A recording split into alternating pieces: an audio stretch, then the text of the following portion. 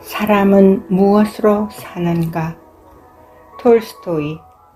구두 수성공인 세모는 아내와 자식을 데리고 농촌에 새들어 살고 있었다.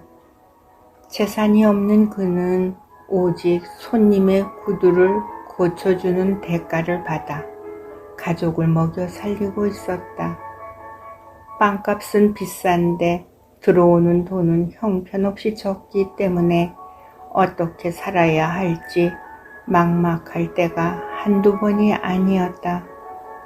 가죽 외투도 아내와 번갈아서 입었는데 이제는 그것마저 닳아서 누더기가 되었으므로 외투를 새로 만들기로 마음 먹었다. 가을로 접어들자 가난한 세몬에게도 어느 정도의 여유가 생겼다. 아내의 지갑 안에는 3루블이 들어있었으며 또한 마을 사람들에게 5루블 20코페이카를 빌려준 것이 있었다. 세모는 양가죽을 사려고 마을 사람들에게 구워준 돈을 받기 위해 아침 일찍부터 서둘렀다.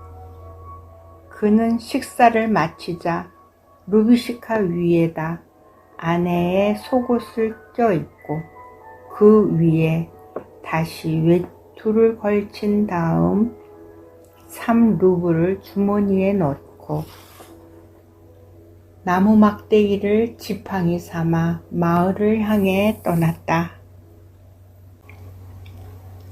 세모는 속으로 생각했다. 마을 사람들에게 빌려준 5루블을 받고 내가 가지고 있는 3루블을 보태어 새 외투를 만들 양가죽을 사면 되겠다. 세모는 마을에 도착해 한 농부의 집을 찾아갔으나 마침 주인은 집에 없었다.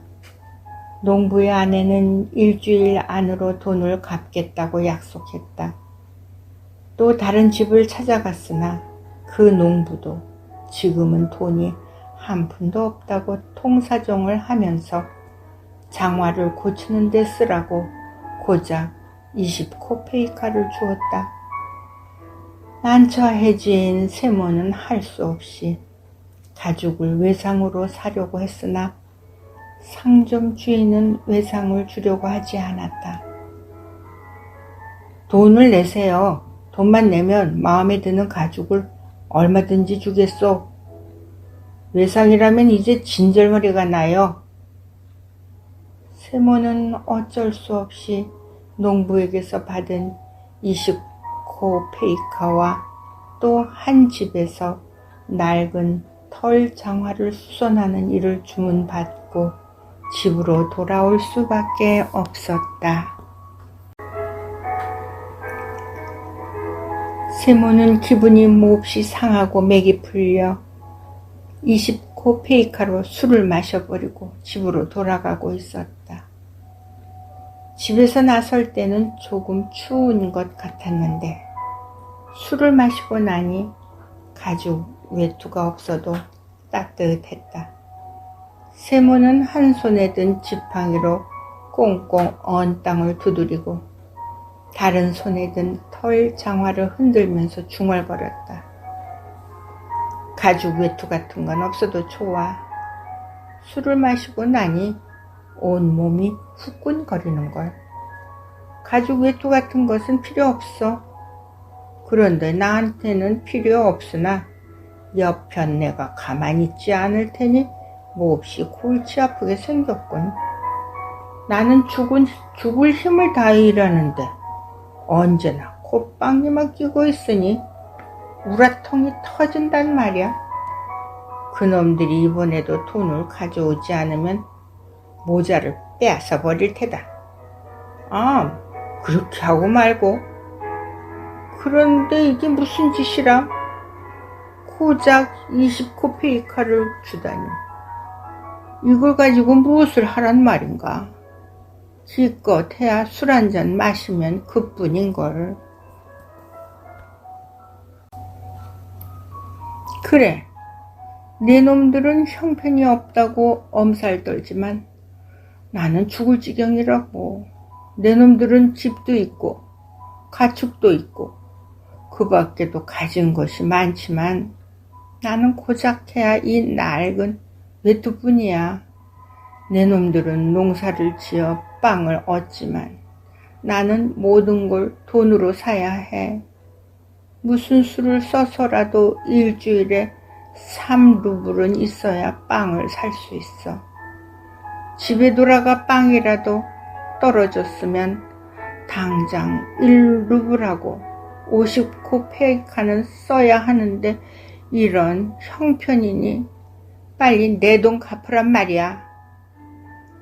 세모는 이윽고 길 모퉁이에 교회 근처까지 왔다.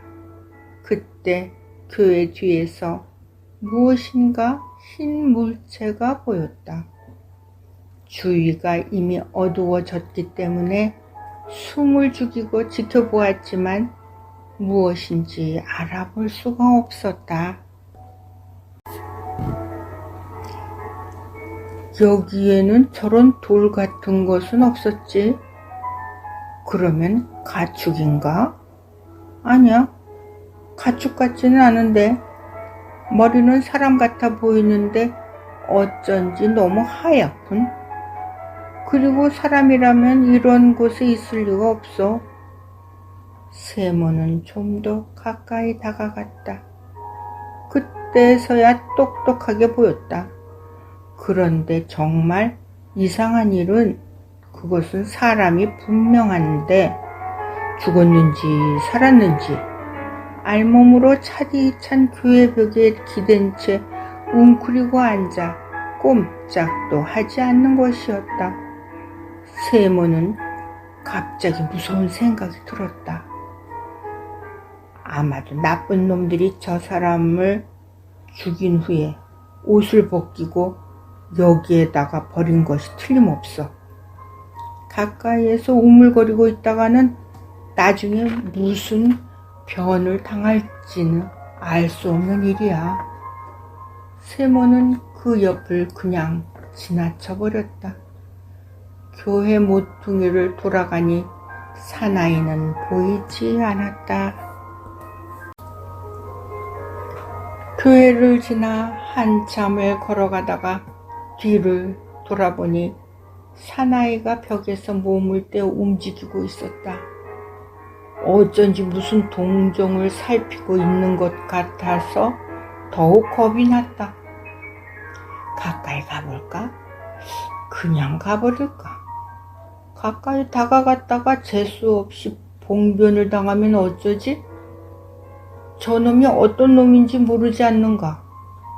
좋은 일을 했는데 이런 곳에 왔을 리는 없을 테고 곁에 다가가면 갑자기 달려들어 내 목을 조를지도 모르지.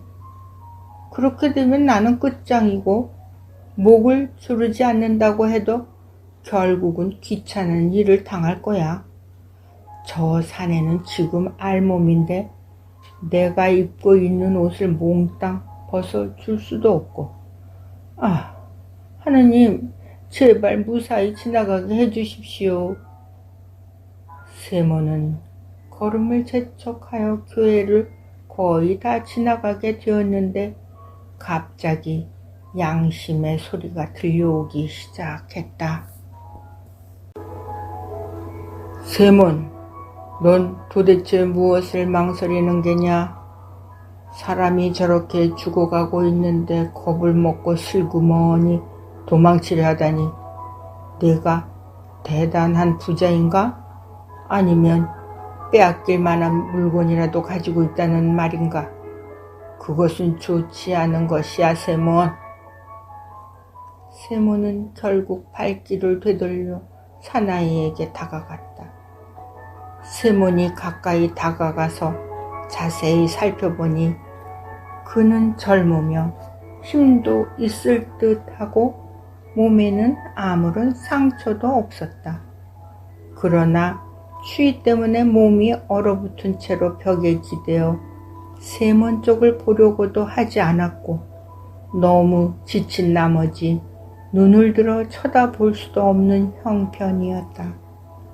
세몬이 바짝 다가서자 그제야 사나이가 고개를 들고 세몬을 바라다 보았는데 세몬은 사나이와 눈이 마주치자 동정심이 솟아났다.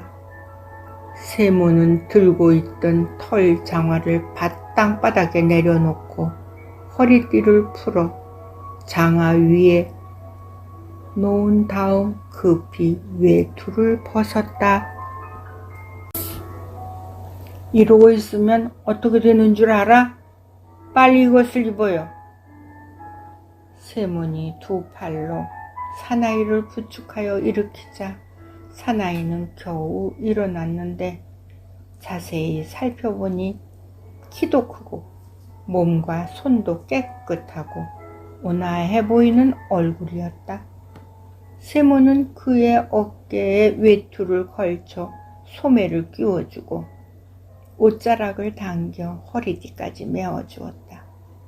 세몬은 낮은 모자도 벗어 사나이에게 씌워주려고 하다가 모자를 벗고 나니 머리가 차가웠기 때문에 나는 머리가 벗겨졌지만 이 사나이는 머리숱이 많아 하고 모자를 다시 썼다.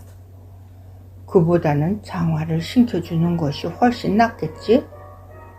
그는 사나이를 다시 앉히고 털 장화를 신기고 나서 말했다.